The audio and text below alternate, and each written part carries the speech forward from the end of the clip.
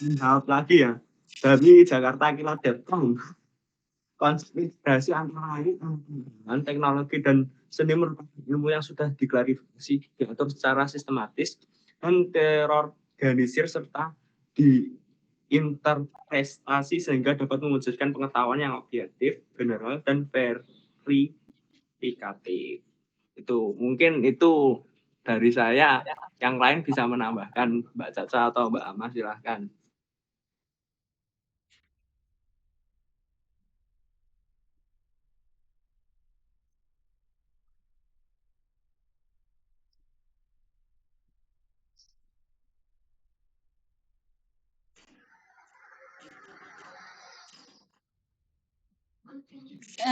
Untuk Mbak April, apa pertanyaannya sudah cukup terjawab? Sudah. Terima kasih. Baik, sama-sama. Oke, selanjutnya saya akan menjawab pertanyaan dari Mas Fauzan ya, Mas Ojan. Inti dari pertanyaannya itu contoh dari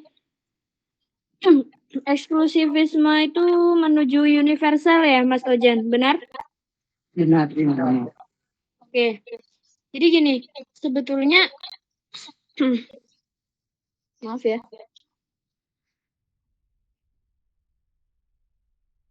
Jadi sebetulnya tuh ada juga orang yang pengetahuannya itu cukup luas dan mendalam. Tapi karena nggak bisa terkoordinasi dan tersusun secara sistematis, itu yang buat orang itu jadi eksklusif. Maksudnya eksklusif di sini balik lagi nyambung ke pertanyaannya Mas Dava sebenarnya tadi. Jadi orang itu jadi nggak open minded karena apa ya? Karena itu tadi pengetahuannya luas, dalam, tapi dia nggak terkoordinasi dan nggak tersusun secara sistematis. Maksud dari eksklusivisme menuju universal itu. Jadi misal nih Mas Dava lagi. Mas Ojan. Misal nih, Mas Ojan tadinya di fenomena belakangan ini aja ya. Apa ya fenomena belakangan ini apa ya? COVID ya. Kita kaitkan dengan fenomena COVID misalnya ya. Bismillahirrahmanirrahim. Dari sudut pandang saya untuk memahami kajian ini, perubahan eksklusif menuju universal. Misal Mas Ojan tadinya memandang fenomena COVID ini sebagai fenomena yang kayak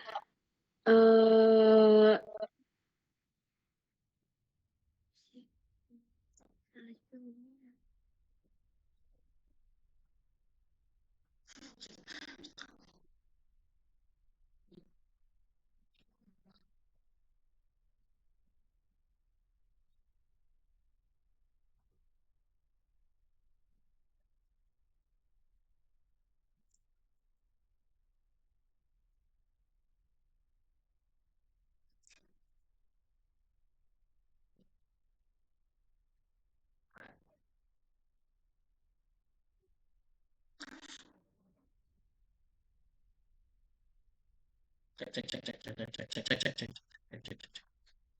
mic is off. Click the mic to turn it on.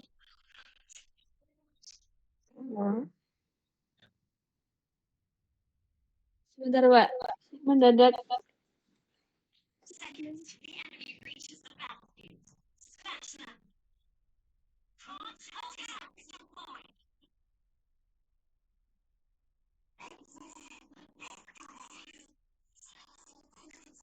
Maaf, Bapak mau tanya tadi presensinya sampai jam berapa ya, Pak? Presensi di e-learning. Bisa dibuka. Iya, Bapak. Terima kasih.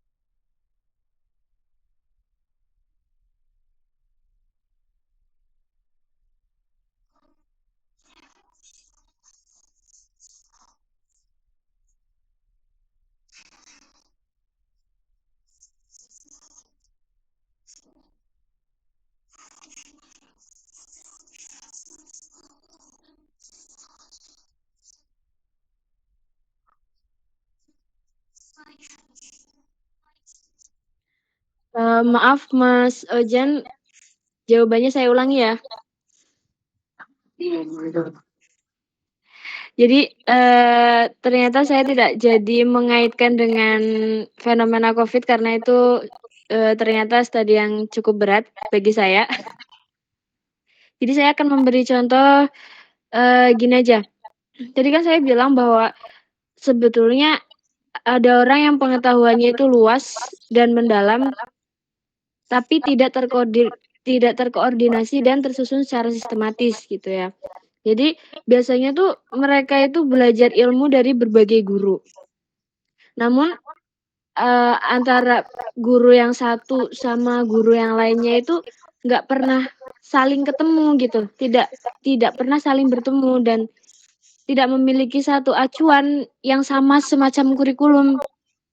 Akibatnya tidak dapat melihat hubungan yang terdapat dalam berbagai pengetahuan. Maksudnya karena gurunya beda nih, nggak pernah ketemu, terus nggak satu acuan atau satu kurikulum. Jadi dia nggak bisa ngelihat hubungannya dalam berbagai pengetahuan yang dipelajarinya gitu. Makanya kenapa dia masih memiliki sifat eksklusif. Artinya dia belum universal, dia belum memiliki pandangan yang luas. Misal gini, si Ojan itu LDII, misal ya, katakanlah LDII. Tapi Mas Ojan itu nggak mau nih mempelajari selain LDII. Terus-terusan kayak, apa sih LDII itu yang paling baik kok, yang paling benar. Di saat lihat NU kunut atau Muhammadiyah ngelakuin rutinitasnya dan ormas agama ngelakuin apa sih kayak ciri khasnya gitu. Mas Ojan selalu bilang kayak, ih mereka tuh ngapain sih bid'ah dan lain sebagainya. Itu kan artinya Mas Ojan masih memiliki pandangan eksklusif. Mas Ojan belum bisa universal, belum bisa open minded. Seperti itu saja. Apakah jawaban saya bisa diterima? Ya, bisa diterima. Alhamdulillah. Terima kasih Mbak Caca. Sama-sama Mas Ojan.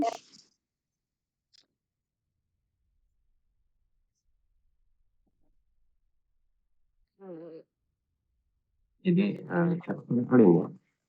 Mulanya Enggak, Pak. Ini Caca, Pak. Tapi jadi menurutmu eksklusivisme menuju universal itu dengan cara open mind tadi. iya, Pak. Betul. Jadi sikap beragama yang hanya melihat aspek kenalnya sendiri itu akan berurai dengan orang mulai bermain terhadap semuanya adalah kita dia tidak melihat tuh hadiri gitu.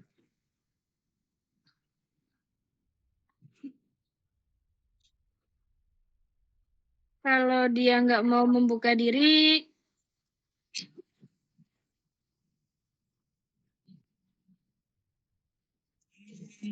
ya sudah tamat, Pak. Jadi kuliah sampai tingkat doktor misalnya gitu. Dia bukan untuk membuka pemain tadi, tetapi justru kuliah sampai tingkat dokter itu untuk mencari pembenaran terhadap apa ya selama ini dijadikan sebagai pegangan keberagamaannya. Itu banyak loh kasus gitu itu. Ini memang udah masalah kalau kan. Tadi. Oke, saya kira benar. Itu kan yang ditanyakan dapat juga sudah terjawab kayak gitu. Iya, bagaimana Mas Dava? Ya, justru seperti demikian agak susah sebenarnya. Intinya gitu loh, Caca. Pertanyaan kita ini dalam konteks interkoneksi atau multi mengapa apa sih yang membuat kita membutuhkan integrasi interkoneksi ya? Kalau misalnya tadi jawabannya karena cenderung eksklusif, ya kan? Jawabanmu misalnya gitu ya. Apa kamu punya jawaban itu? Kalau misalnya pertanyaan, kenapa kita butuh integrasi interkoneksi? Anda bilang butuh karena kita eksklusif, kemudian karena kita tertinggal misalnya. Lalu kita membutuhkan berpikir yang terbuka, kita butuh dialog dengan teman-teman yang lain, atau mungkin dengan keilmu yang lain, atau gimana menurutmu?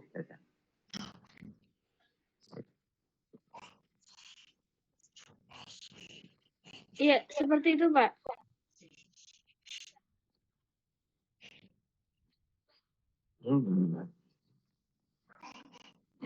Iya, karena umat Islam saat ini itu masih mendominasi sifat eksklusif, mereka masih belum mau terbuka, kan bahkan untuk orang-orang Islam yang dia Islamnya itu radikal, mohon maaf ya, itu memang perlu banget kita tentang kajian ini multidisiplin dan kita kenali lebih dalam lagi kepada mereka itu supaya tidak ada lagi radikalisme gitu. Oke, baik. Itu perlu kita catat ya bahwa integrasi interkoneksi atau multidisipliner itu sebenarnya terjadi internal agama kita. Jadi kalau di dalam agama kita itu banyak ilmu ya, ada ilmu fikih, ada ilmu tasawuf, ada ilmu tauhid dalam, ada ilmu tafsir, ilmu hadis, Arab, sejarah itu kan banyak ilmu.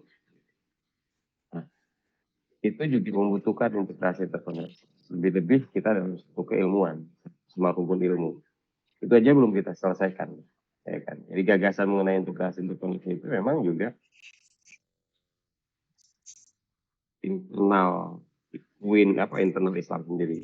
Tapi juga gagasan mengenai integrasi itu berhubungan dengan disiplin lain. Mungkin pernah dengar istilah umum dan Islam, ilmu umum dan ilmu agama. Iya, dengar Pak. Nah, ya itu salah satu faktor yang mendorong atau yang memunculkan gagasan mengapa harus ada koneksi antara agama dengan ilmu. Itu ilmu, di situ ada ilmu dalam konteks Islam, ilmu-ilmu keagamaan, juga ilmu di luar yang kita sebut dengan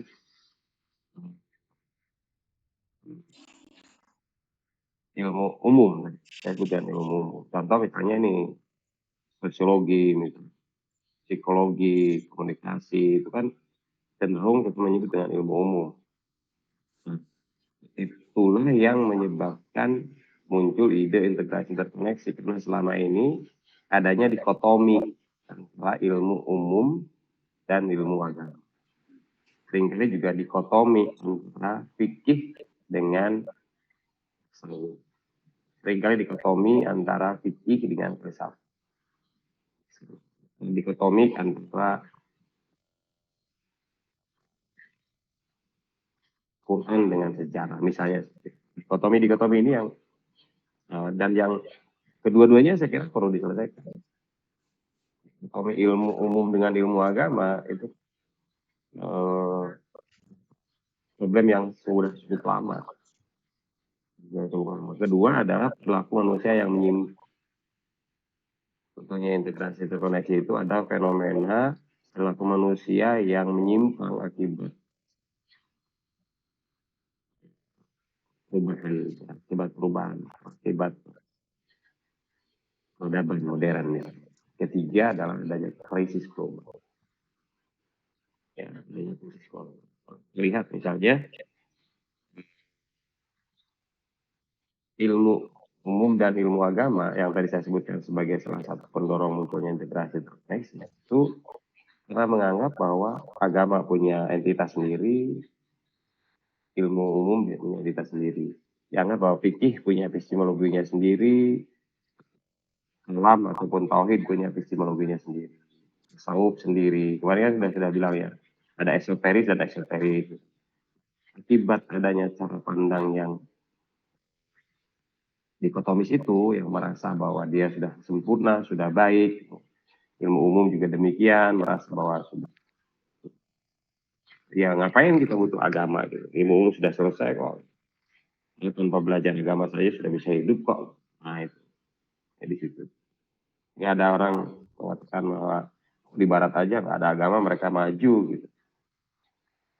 Nah, di situ itu yang menyebabkan hal kita bisa lihat bahwa problem-problem kehidupan masyarakat dan kehidupan keagamaan yang dikotomi semacam itu akan menimbulkan di dalam kehidupan masyarakat. Contoh misalnya Barat yang disebut maju tapi dia nir agama, kita bisa menyaksikan beberapa waktu belakangan ini di Amerika misalnya penembakan orang-orang yang gitu, menembakkan manusia ya, kadang-kadang di keramaian gitu ditembak oleh seseorang yang mungkin psikopat. Itu diduga dia memang punya nilai-nilai spiritualitas, punya value and spirituality-nya gitu. Belakangan di mana? Belakangan di Thailand ya kalau tidak salah. Dengar nggak informasi itu? Thailand itu terjadi penembakan anak-anak itu kalau di TK tuh berapa puluh tuh meninggal ketiga. Dan kemudian orang yang nembaknya bunuh diri. Itu sangat luar biasa ya, kejahatan yang luar biasa. Itu disebabkan teknologi, ini orang pisau, itu hanya satu orang yang bunuh. Setelah itu dia sudah keroyok orang lain. Nah ini karena dia pakai senjata api yang punya kemampuan mengeluarkan puluhan peluru dalam satu senjata itu. Jadi kita banyak berburu. Ini karena teknologi. Tapi tidak diikuti dengan value. Saya kira kasus Kanjuruhan juga gitu deh. Coba. Ya, dia tidak punya value, tidak punya spirituality. Yang penting mungkin dari pihak keamanan yang penting aman, tapi dia lupa bahwa di situ ada manusia yang harus diselamatkan. Bagi pihak supporter yang penting saya ingin melampiaskan kesalahan, melupakan hal yang itu punya spirituality, tidak punya etik. Ya. agama ditinggal. Jadi peradaban ini semakin menjauhkan dari agama, maka dia akan semakin kering. Gitu. Yang rusak adalah manusia itu sendiri. Itu kenapa? Karena tadi wilayahnya merasa punya wilayah sendiri-sendiri, objeknya sendiri, itu yang kemudian tidak bisa bertemu. Kegelisahan pemimpin kemudian ingin cepat mempertemukan, mendialogkannya dan menintegrasikannya. Itu yang penting. Yang kedua adalah tadi saya menyebut dengan perilaku manusia yang menyimpang. Kenapa manusia modern dikatakan sebagai manusia menyimpang? Karena manusia modern mengalami proses teknifikasi. Ya, proses teknifikasi yang dipaksa untuk survive menghadapi tuntunan teknik yang rigid.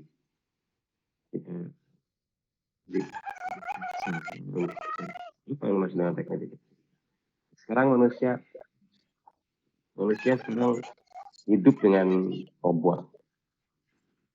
Hidup dengan robot, saya kira itu adalah kehidupan yang nilai kemanusiaannya tidak ada. Karena robot tidak punya etika, tidak punya unggah-ungguh. Ya kan, kalau Anda belanja di supermarket dengan nilai 500.000 dan kurang, misalnya dari uang 500.000 dengan harga kurang 50 rupiah, itu belum tentu diberikan tuh sama kasirnya. Barang Anda beli, barang itu kurang 500 perak. Itu belum tentu diberikan tuh barang itu. Kenapa? Ini si kasir di situ dia hanya operator mesin. Mesinnya itu tidak bisa mengeluarkan struk jual beli loh maksud saya. Itu teknifikasi. Manusia mengalami teknifikasi. Menurut Jack Taylor itu adalah menjadi manusia mesin. Dan manusia mesin itu mengalami dehumanisasi. Nilai-nilai kemanusiaan menjadi. Maka kalau Anda belanja di pasar tradisional, jangankan kurang 500 perak, kurang 1.000 perak aja masih bisa bilang, oh mau orang apa-apa, nanti kesit lagi, belanja di sini lagi nggak apa-apa, nanti untuk minggu depan atau untuk besok masih bisa begitu.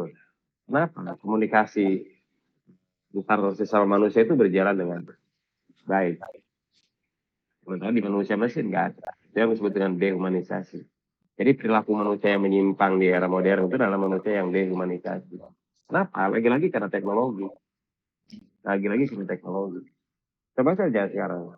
Anda sedang berkumpul dengan keluarga di rumah, ya kan, atau dengan teman di kos-kosan misalnya. Sedang ngobrol, tapi karena di HP-mu, di tanganmu ada handphone yang terbuka komunikasi di orang lain, maka Anda lebih mendahulukan menyapa orang lain di WA daripada membalas pertanyaan temanmu. Betul sekali. Fenomena itu namanya dehumanisasi. Kira-kira apa yang itu masih mending kalau ke teman, ya. Coba ke orang tua. Ya, sekarang sama, orang tuanya juga begitu. Anaknya baru datang dari Jogja, datang ke rumah, ya kan, bapaknya lah sibuk lagi pegang HP lah, ya kan, anaknya juga sibuk. Jadi di rumah itu ya seperti di kuburan sendiri-sendiri. Itu dehumanisasi. Rumah Baiti Jannati itu ya menjadi tidak fungsional karena dia sibuk dengan orang luar, bukan sibuk dengan orang dalam. Jadi nilai-nilai yang tertanam dalam masyarakat kita hari ini ya nilai-nilai manusia. Sekarang misalnya Anda menghubungi guru lewat WA, itu akan berbeda menghubungi guru ketika langsung bertemu. Gurunya juga yang mendapatkan pesan itu, ya biasa saja. Dia tidak punya pesan apapun. Tapi kalau ketemu kan Anda ada gerak tubuh yang terlihat menunjukkan kesopanan, ya kan? Ketemu itu ada, tapi kalau lewat WA, ya coba kira-kira. Itu mesin tuh. Saya menerimanya juga mesin gitu. Padahal di balik itu ada orangnya, tapi orangnya sudah tidak diperhatikan lagi. Itu yang disebut dengan dehumanisasi. Jadi perkembangan ilmu pengetahuan dan teknologi yang menjadi manusia modern ini, manusia menjadi punya nilai-nilai yang lagi dipertaruhkan di situ. Itu yang menjadi kegelisahan Pak Amin. Nilai-nilai luhur gitu ya, Pak? Iya, nilai-nilai luhur kita nggak ada lagi di situ. Ya, kenapa? Ya karena berhubungan dengan mesin. Mesin punya etika apa?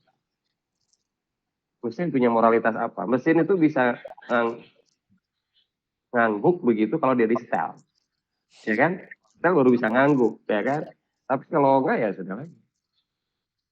Dan coba belakangan dengan teknologi modern hari ini, dibuat begitu. Ya, semua belanja pakai online. Hubungan kemanusiaannya di mana? Ya kan? Jadi kemudian memarahin kurir, nggak ada etika. Kenapa? Merasa punya duit kok. Kan merasa semua orang sedang dilayani toh di rumah gitu, jadi semua menjadi raja gitu. Yang di depan itu orang tua loh yang ngantarkan pesanan kita itu. Tapi kita ya merasa bahwa kita ya, gitu. Itulah fenomena yang sekarang sedang terjadi. Kemudian terus saya kira akan terus seperti itu, dehumanisasi. Makanya kemudian siapa namanya, salah seorang filosof Habermas misalnya, yang dia mengatakan bahwa manusia modern itu mengalami teknokrasi, yang tadi kata Jack Elwood dikatakan manusia mesin. Itu dapat menghilangkan kekuatan-kekuatan normatif pada masyarakat, yang dapat menghilangkan nilai-nilainya, nilai-nilai masyarakat. Karena teknokrasi, semua rigid kaku begitu. Jadi manusia harus segera kembali ke hermeneutic consciousness, kesadaran mengenai makna nilai kemanusiaan. Dan kesadaran tentang makna nilai kemanusiaan itu disajikan oleh nilai-nilai agama. Value and spirituality itu disajikan oleh nilai-nilai agama.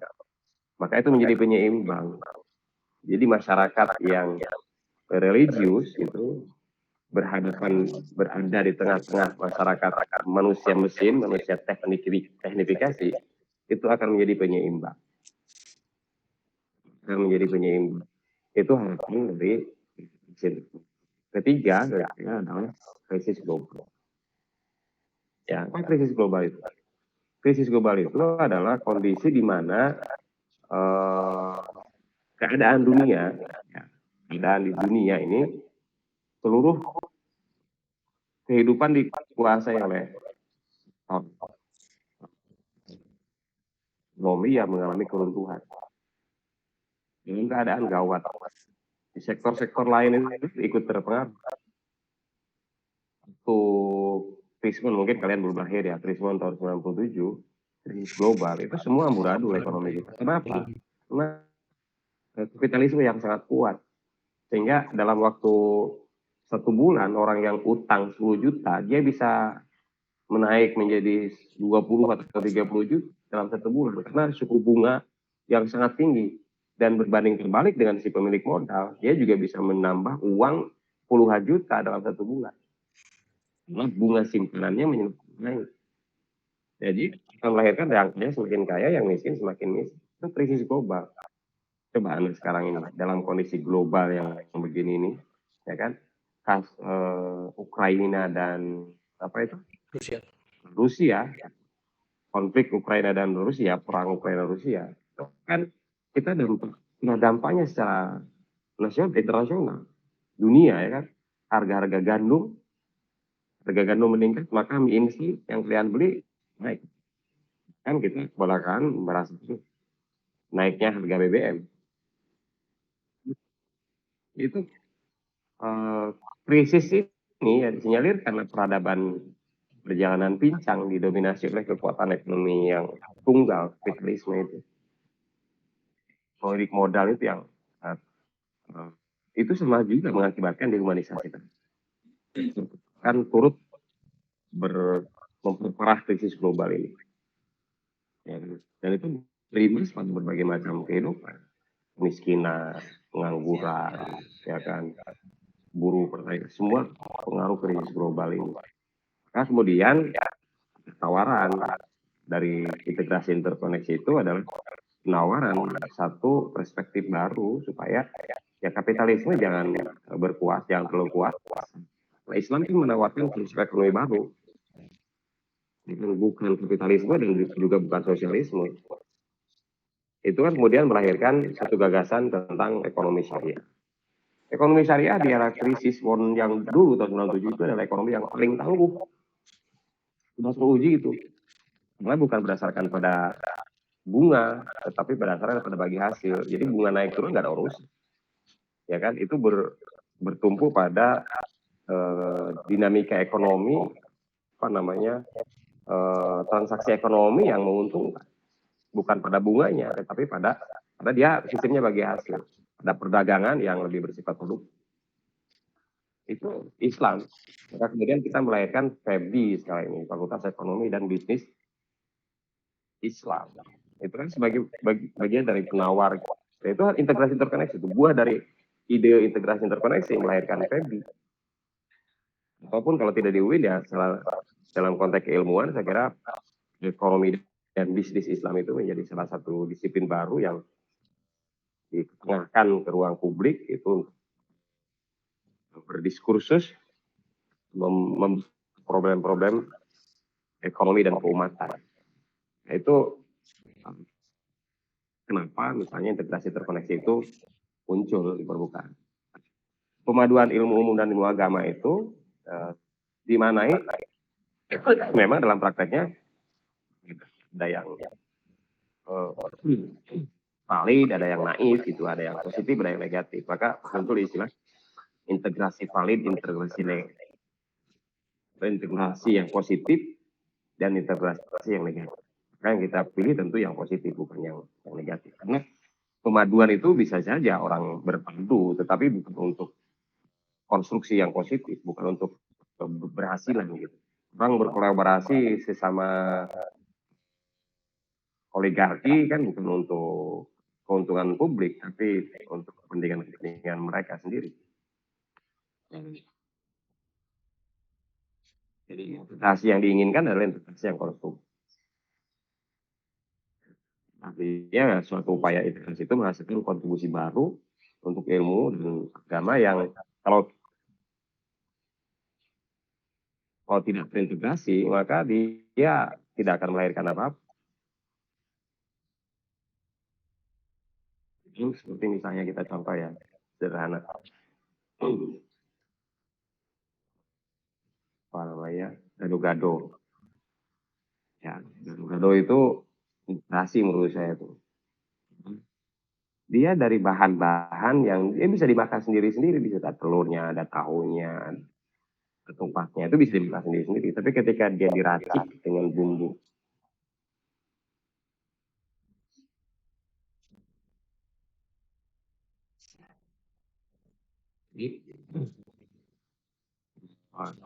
digabungkan menjadi satu, namanya gado-gado. Namanya gado-gado.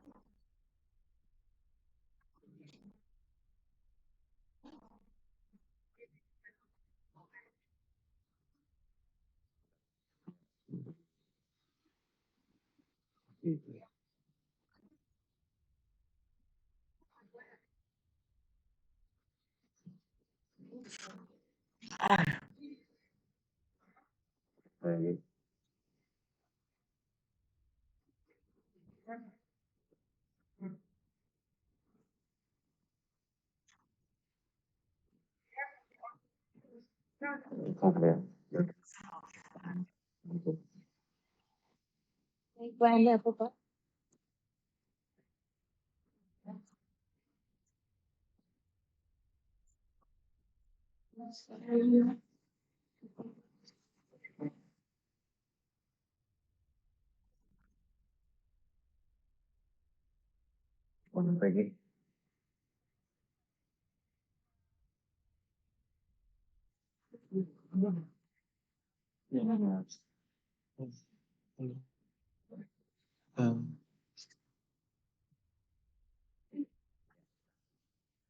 Ini bareng Zoom ini soalnya.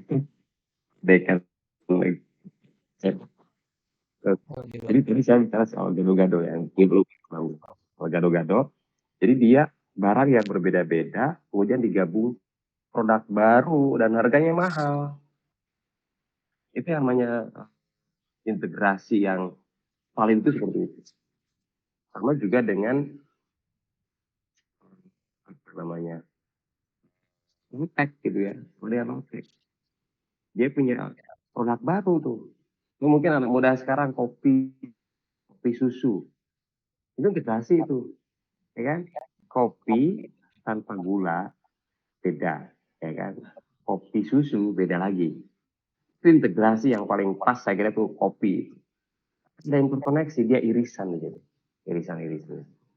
Itu terjadi bisa dalam ilmu agama dengan ilmu umum, kemudian agama dengan konteks sosial, kemudian ilmu agama dengan ilmu agama, sosial keagamaan dengan sosial keagamaan, itu kemudian berintegrasi. Dan siapa mengintegrasikan? Itu ini adalah korak-koranya.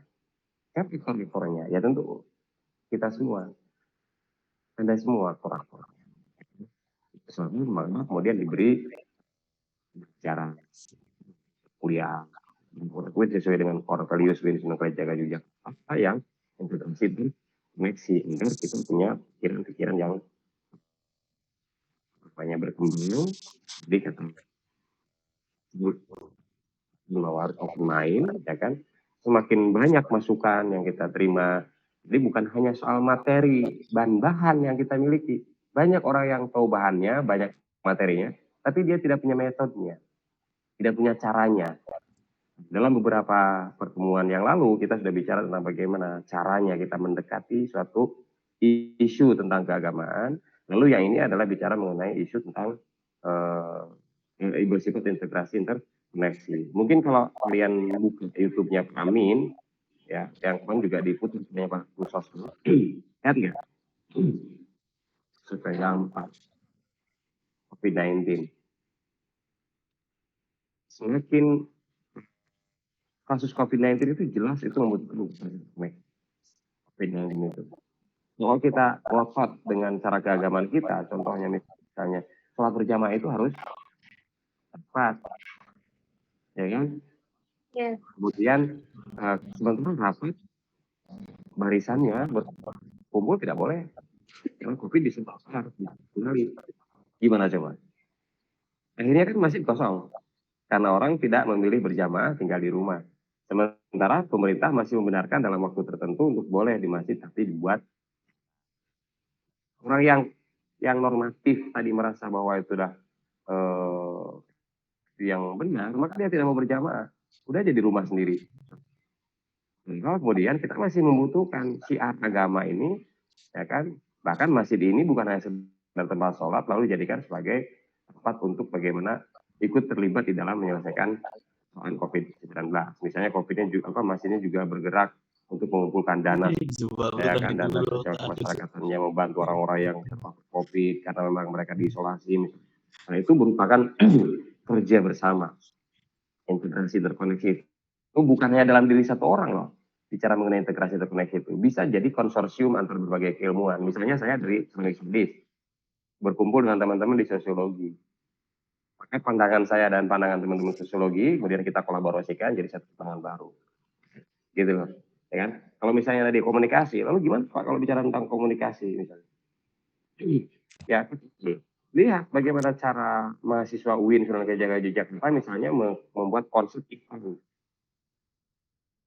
Kemudian coba disandingkan dengan konsep iklan yang datang dari teman-teman Mikom misalnya. Mikom kan tidak diberi nuansa keagamaan sebanyak di UIN, karena mereka tidak punya konsep integrasi interkoneksi, tapi di UIN, mahasiswa Ikom UIN berikan konsep integrasi bahwa agama tidak bisa dipisahkan dengan disiplin keilmuan yang lain. Sehingga kalau membuat sebuah karya iklan misalnya, ya dia tentu akan melahirkan karya yang berbeda dengan orang Ikom. Ya kan? Kalau misalnya orang Mikom misalnya membuat iklan mengenai underwear misalnya, pakaian dalam gitu, apakah anak Ikom akan tega mempromosikan pakaian dalam dengan model seseorang yang menunjukkan pakaian dalamnya? Tidak, Pak. Ya kan? Ya kira enggak, ya kan? Walaupun dia harus mengiklankan underwear pakaian dalam, tapi saya kira dia akan punya konsep yang berbeda. Tetap pakaian dalam yang diiklan, tapi konsepnya beda, gitu loh. Kenapa? Karena di kepalanya itu sudah di-install gitu pemikiran-pemikiran yang itu tidak relevan misalnya. Kalau kita tidak relevan dengan nilai-nilai religius, tapi kalau kita juga bicara religius ansih gitu misalnya, ya tidak mungkin mengiklankan itu tetap harus sampai kepada publik gitu. Lalu dia akan mengolah model iklan yang khas mahasiswa UI misalnya. Nah itu di situ. Itu kita berharap akan punya generasi-generasi yang pandai memadukan antara kreativitas, kemudian keilmuannya, kemudian inovasinya, sehingga lahir buah karya-karya baru yang tetap menunjukkan kemajuannya, menunjukkan inovasinya, kreativitasnya, tapi di situ punya nilai-nilai religiusnya yang nampak. Sehingga dalam waktu yang bersamaan itu dia berjalan bersama. Itu pikiran saya gitu, dan teman-teman mahasiswa dari IKOM yang tentu hasilnya akan berbeda dengan mahasiswa dari luar itu. Gimana? Sampai di sini bisa dipahami? Bisa, Pak. Bisa, Pak. Ada pertanyaan? Saya, Pak. Boleh.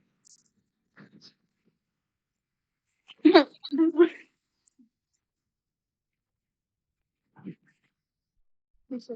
Gimana? Bagaimana pandangan Bapak terkait fenomena Bitcoin, Pak? Itu kan saya baca di beberapa artikel itu Bitcoin ini masih simpang siur antara halal dan haramnya. Bahkan katanya MUI itu bakalan Bitcoin, Pak. Nah, berkaitan dengan integrasi interkonektif, bagaimana pandangan Bapak terkait Bitcoin? Oke.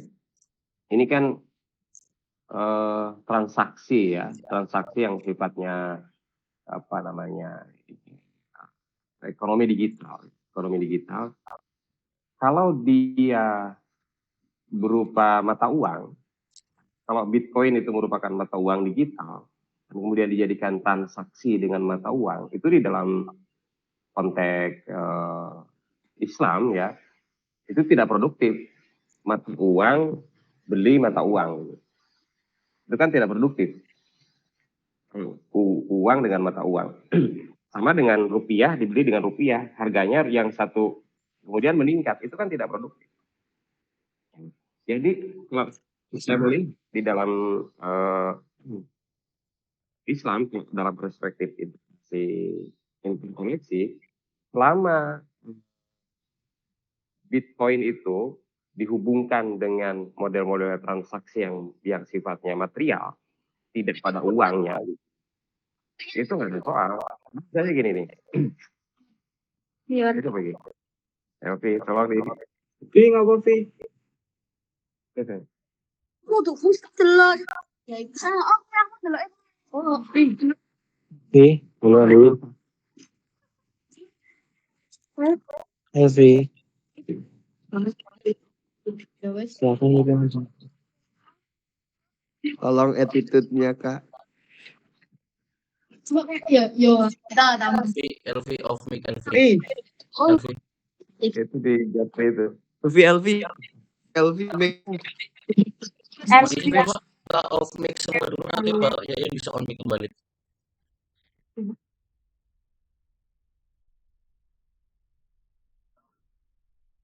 Mau Pak Yayan bisa on mic manual Pak.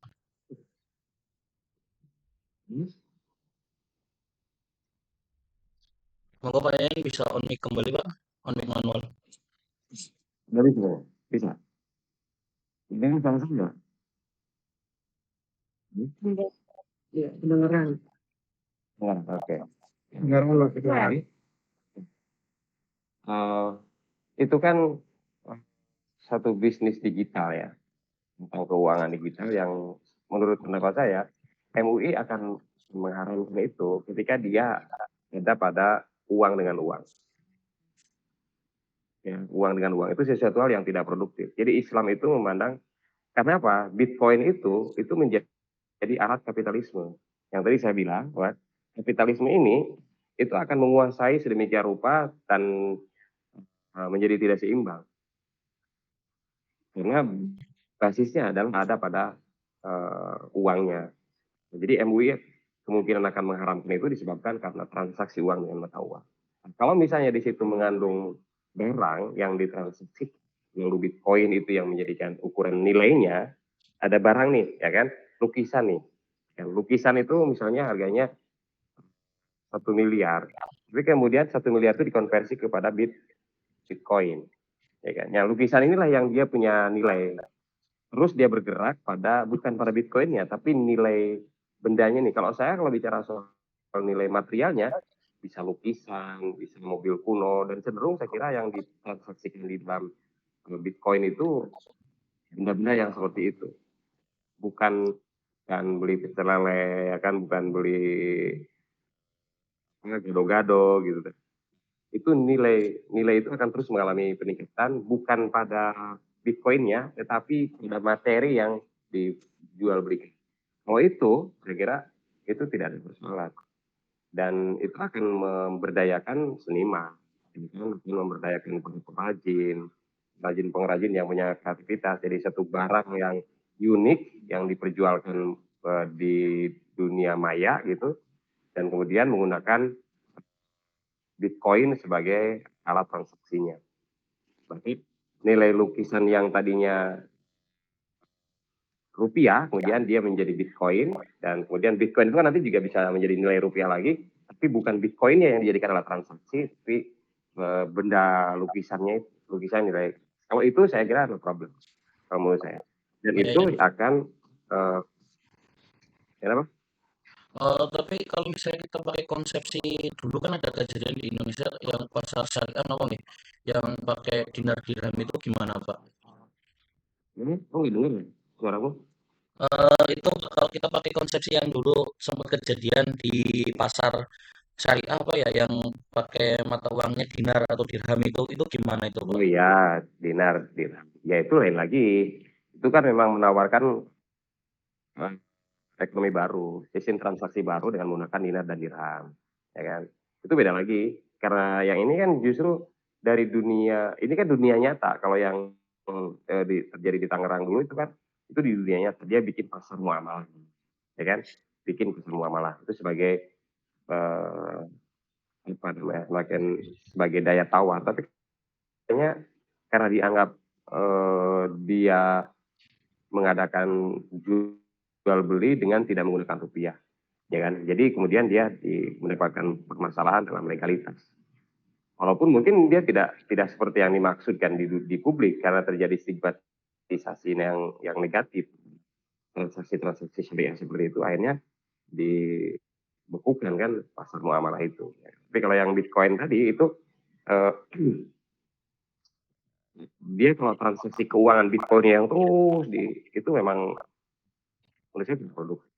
Kalau ada materialnya yang ada di situ ya itu kira ada.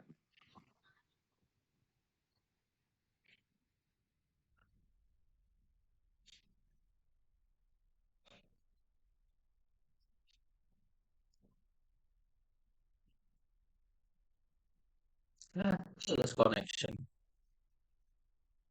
Ah.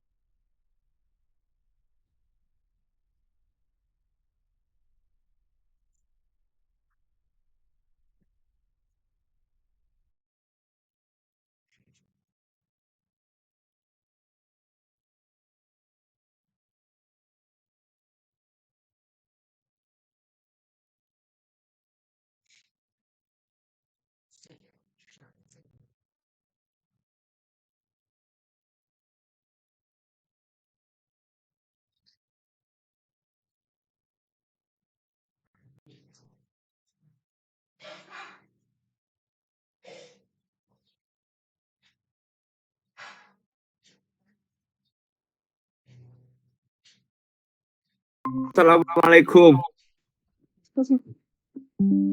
Si. Helping aku. Helping aku. Ya Allah. Wah, mengganggu Pak Yayan bicara. Teman-teman. Astagfirullah LV. Halo, Astagfirullah LP. Ya Allah, pipi. halo, Ada. Nanti pasti nanti. Bulut banget ya. halo. Res, aku bulut makan Res. Cek. Aku kameranya off ya anjir. Siap. Aku. Halo, suara As, masuk, as. suara masuk nggak? Ih, jangan sih, akunya bulung, Jir. Kameranya nggak bisa hidup. Siapa yang belum mandi dari pagi? Tuh. Pesan mau dikatakan ini. Alif, I love you. Cek. Halo. Cek. Udah, keluar guys, bye.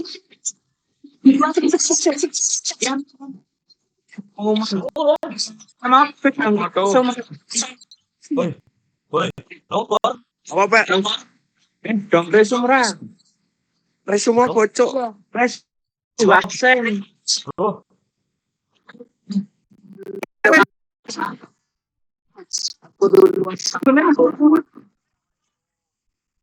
Aku udah ngrungokke. Nah, isine gaduh-gaduh. Tapi aku Pak Yayan iki.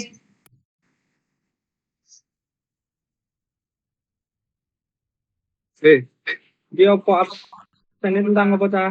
E-learning wis ono. Wes yo kan Tahu lek jabatan. Cocote sih tak absen sih. Ayo ya kurang 10 menit nah lho. Panas. Cek, suara kok masuk. Yang 3 menit banget.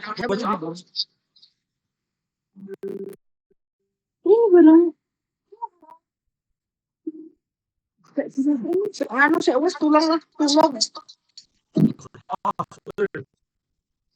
Kita ada